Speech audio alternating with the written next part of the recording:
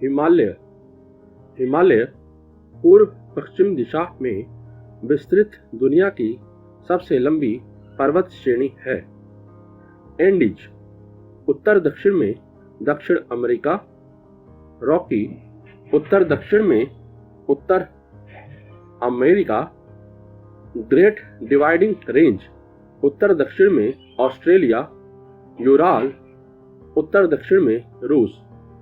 हिमालय भारत में जम्मू कश्मीर के नंगा पर्वत से लेकर अरुणाचल प्रदेश के नामचा बरवा पर्वत तक 2500 किलोमीटर की दूरी में फैला है।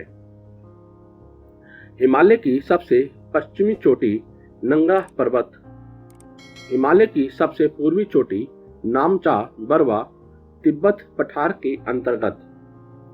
पश्चिम में हिमालय का चौड़ाई अधिक है तथा पूर्व की ओर हिमालय संकरा होता चला गया है, जिसके कारण पूर्वी हिमालय की ऊंचाई पश्चिमी हिमालय की अपेक्षाकृत अधिक है।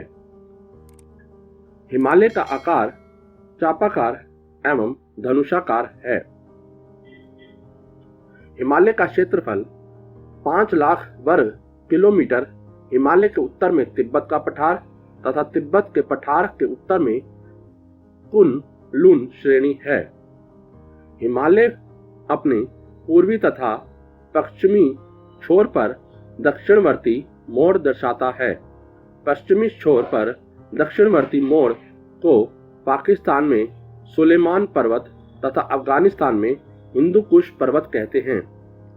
पूर्वी छोर पर हिमालय के दक्षिणवर्ती मोड़ को पूर्वोत्तर भारत के अलग अलग राज्यों में अलग अलग नाम से जाना जाता है। मिजोरम मिजो पहाड़ी, मणिपुर मणिपुर पहाड़ी, नागालैंड नागा पहाड़ी, अरुणाचल प्रदेश पटकोईबूम पहाड़ी। म्यांमार में इसे अराकानियोमा पर्वत श्रेणी कहते हैं। हिमालय एक नवीन वलित पर्वत है। हिमालय का निर्माण सेनोजोइक महाकल्प में हुआ था। हिमालय की उत्पत्ति। हिमालय की उत्पत्ति का सबसे अच्छी व्याख्या कोबर का भूसन्नति सिद्धांत करता है। कोबर जर्मनी के भूगर्भ शास्त्री थे। कोबर ने बताया था कि आज जहां हिमालय है वहां पर टेथिस सागर टेथिस भूसन्नति था तथा टेथिस भूसन्नति के दक्षिण में गोंडवाना लैंड था तथा टेथिस भूसन्नति के उत्तर में स्थित भूभाग को अंगारा लैंड कहा जाता था। कोबर के अनुसार दोनों भूखंडों में नदियां बहती थी।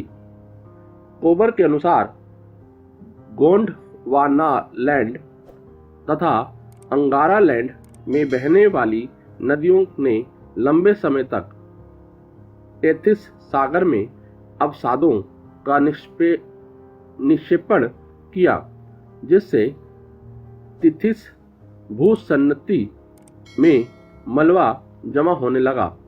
अतः लंबे समय तक मलबा जमा होने के कारण नीचे का मलबा अत्यधिक दबाव के कारण चट्टान का रूप धारण कर लिया।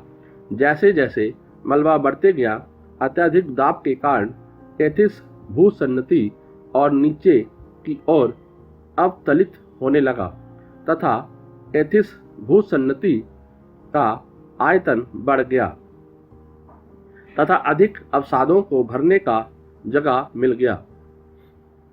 कोबर के अनुसार एक समय ऐसा आया है जब अवतलन होने से टेथिस भूसन्नति में सिकुड़न होने लगा, अर्थात उसकी चौड़ाई घटने लगी तथा दोनों तरफ से दबाव के कारण अंगारा लैंड तथा गोंडवाना लैंड उसमें जमा अवसादों में वलन होने लगा तथा कोबर के अनुसार मोड़ पड़ने की क्रिया अधिक दोनों किनारों पर ही हुई तथा बीच का भाग समतल रूप में ही ऊपर की तरफ उठ गया, जिसके तहत हिमालय, तिब्बत का पठार एवं कुन-लुन श्रेणी का निर्माण हुआ। हैरी हेस का प्लेट विवर्तनिकी सिद्धांत भी हिमालय की उत्पत्ति का सफल व्याख्या करता है। इस सिद्धांत के अनुसार पृथ्वी के सतह से 200 किलोमीटर की गहराई में जाने पर पूरी पृथ्वी पर दृढ़ भूखंड पाया जाता है। यह दृढ़ भूखंड 7 भागों में विभाजित है। इन 7 भागों को प्लेट कहा जाता है। नंबर 1 भारतीय plate, number 2 Eurasian plate, number 3 African plate, number 4 उत्तरी अमेरिकन प्लेट, नंबर 5 दक्षिण अमेरिकन प्लेट, नंबर 6 प्रशांत महासागरीय प्लेट, नंबर 7 अंटार्कटिक प्लेट।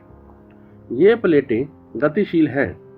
इस सिद्धांत के अनुसार जब भारतीय प्लेट उत्तर की ओर प्रवाहित होते हुए यूरेशियन प्लेट से टकराई, जिसके परिणाम स्वरूप दोनों प्लेट के बीच में स्थित टेथिस सागर में अवसादी मलबे में बलन मोड़ होने लगा तथा इसके परिणाम स्वरूप हिमालय का निर्माण हुआ।